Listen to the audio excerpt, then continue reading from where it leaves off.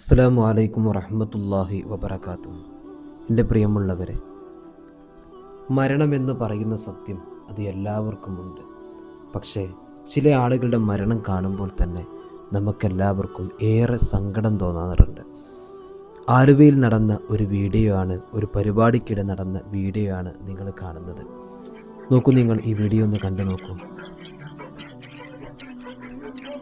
എത്ര വലിയ വേദനയേറുന്ന ഒരു സംഭവമാണല്ലേ. ആ പ്രിയപ്പെട്ട സഹോദരൻ ഒരിക്കലും വിചാരിക്കുന്നില്ല ഞാൻ ഉടനെ മരണപ്പെടും എന്ന്. ആ പരിപാടിയിൽ, ഈ ഫംഗ്ഷനിൽ പങ്കെടുക്കുമ്പോൾ അദ്ദേഹം അറിയുന്നില്ല ഞാൻ മരണത്തിലേക്ക് കടന്നു പോവുകയാണ് എന്ന്. എം അലി എന്ന് പറയുന്ന സഹോദരൻ്റെ മരണത്തിൻ്റെ വീഡിയോയാണ് എൻ്റെ പ്രിയമുള്ളവരെ. ഇത് കാണുമ്പോൾ കണ്ണ് നിറഞ്ഞു പോവുകയാണല്ലേ. മരണമെന്ന് പറയുന്നത് എല്ലാവരുടെ മുമ്പിലേക്കും വരുന്ന ഒരു സത്യമാണ്. കുല്ലു നഫ്സിൻ ദാഇഖത്തുൽ മൗത്ത്, വിശുദ്ധ ഖുർആൻ. എല്ലാ ശരീരവും മരണത്തെ രുചിച്ചറിയുമെന്ന് അല്ലാഹു സുബ്ഹാനഹു വ തആല പറയുന്നുണ്ട്.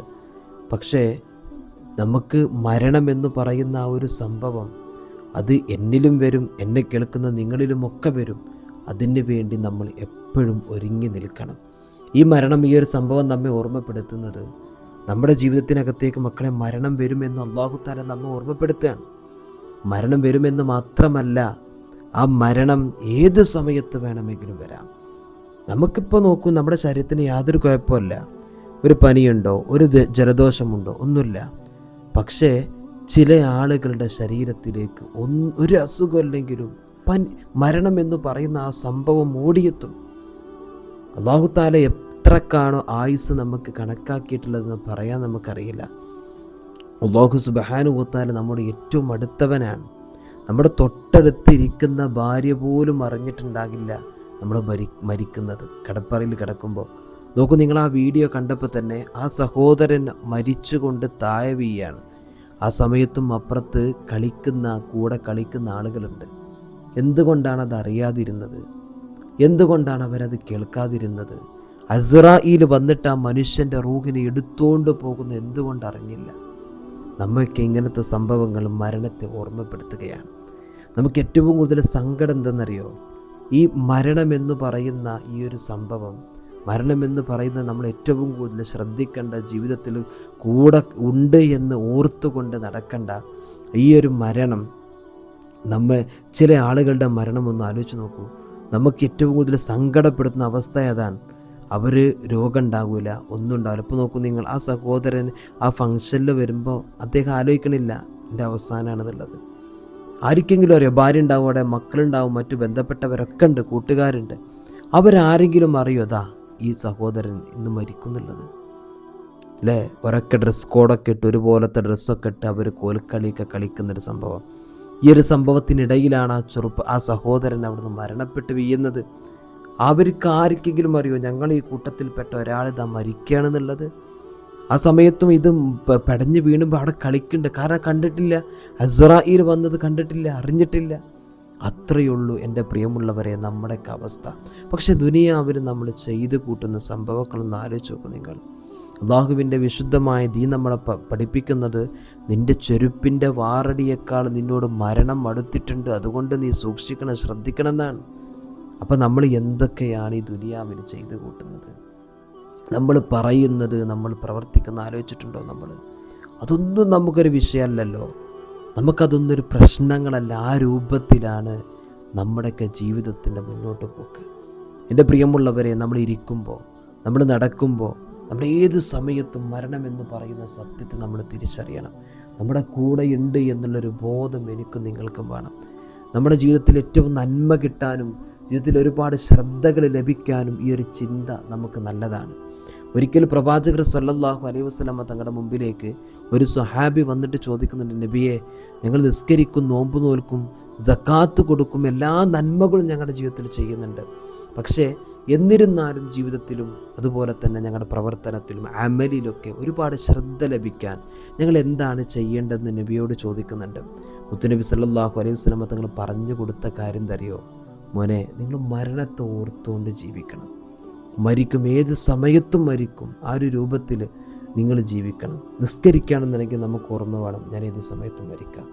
നമ്മൾ സക്കാത്ത് കൊടുക്കാൻ നിൽക്കുക, അല്ലെങ്കിൽ ഹജ്ജിന് പോകുകയാണ്, അല്ലെങ്കിൽ നമ്മൾ ജോലിക്ക് പോകുകയാണ്, വീട്ടിൽ നമ്മൾ ജോലി ചെയ്യാൻ. അപ്പോഴൊക്കെ നമ്മുടെ ചിന്ത എന്തുണ്ടാവണം? പടച്ചോനെ, ഏത് സമയത്തും വേണമെങ്കിൽ ഞാൻ മരിക്കാം, എനിക്കത് പൂർത്തിയാക്കിയിട്ട് എൻ്റെ ജീവിതം മുന്നോട്ട് ഉണ്ടാവും എനിക്ക് പറയാൻ കഴിയില്ല, ഏത് സമയത്തും ഞാൻ മരിക്കും. ഈ ഒരു ബോധം, ഈ ഒരു ചിന്ത നമ്മുടെ ഹൃദയത്തിനകത്തുണ്ടാവണം. എന്നാൽ മാത്രമാണ് ജീവിതത്തിൽ ഒരുപാട് നന്മകൾ നമുക്ക് കണ്ടെത്താൻ കഴിയുക. അല്ല നമ്മൾ തോന്നിയതുപോലെ എന്നും ഞാനിങ്ങനെ ജീവിക്കും, അങ്ങനെ പോട്ടെ. ആ ഒരു ജീവിതമാണെന്നുണ്ടെങ്കിൽ നോക്കുകൊണ്ട് ഒരുപാട് ഷെറുകൾ വരും, അദാബുകൾ വരും, ബുദ്ധിമുട്ടുകൾ വരും, പ്രയാസങ്ങൾ വരും. എല്ലാം നമ്മുടെ ജീവിതത്തിലേക്ക് ഇങ്ങനെ ഓടി വരുന്നത് നമുക്ക് കാണാൻ കഴിയും.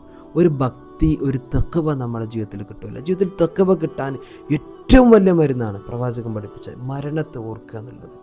മരണത്തെ ഓർത്തുകൊണ്ട്, കാരണം എന്താ, മരിക്കുക എന്ന് പറഞ്ഞാൽ ഏതൊരു മനുഷ്യനും പേടിയാണ്. ഇപ്പോൾ നോക്കൂ, നമ്മളൊരു മയ്യത്ത് കണ്ടാൽ, ഒരു മയ്യത്ത് നമ്മളെ അയൽവാസിയോ അല്ലെങ്കിൽ നമ്മളെ കൂട്ടുകാരോ അല്ലെങ്കിൽ വീട്ടിലുള്ളവരോ ആരെങ്കിലും മരണപ്പെട്ടാൽ ആ മയ്യത്ത് കാണുന്ന സമയത്തൊക്കെ നമുക്ക് വലിയ പേടിയേക്കരം.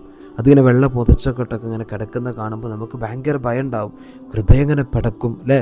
പക്ഷേ അത് ദിവസങ്ങളൊന്ന് കഴിഞ്ഞ്, 1-2 ദിവസം കഴിഞ്ഞ് നമ്മുടെ കൽബിന്ന് പോവാൻ, അല്ലെങ്കിൽ ആ മരണ വീട്ടിൽ നിന്ന് നമ്മൾ പുറത്തിറങ്ങുന്നതോടുകൂടെ നമ്മൾ ആ ചിന്ത പോവാൻ, ആ പേടി പോവാൻ, എന്നിട്ട് നമ്മൾ പഴയ പോലെ തന്നെ ആയിട്ട് മാറാൻ. ഇതാണ് നമ്മുടെയൊക്കെ ഈമാൻ, നമ്മുടെയൊക്കെ കൽബ് എന്ന് പറയുന്നത്.